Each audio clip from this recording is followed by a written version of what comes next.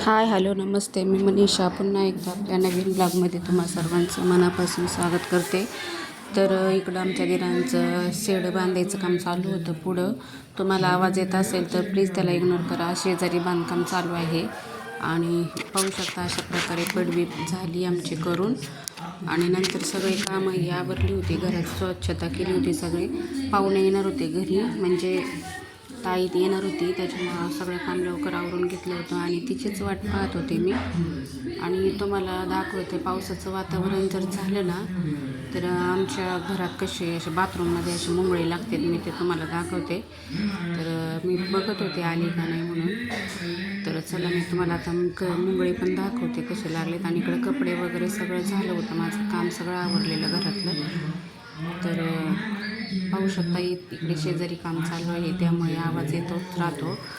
आणि चला आता मी तुम्हाला दाखवते. तर माझा छोटासा ब्लॉग तुम्हाला कसा वाटतो आहे कमेंट करून नक्की सांगा. व्हिडिओ आवडल्यास लाईक शेअर सबस्क्राईब करा. तर आता या बाथरूमच्या कोपऱ्याला अशा एकदम दाट असे मुंगळे झालेले आहेत, ते तुम्हाला मी दाखवते.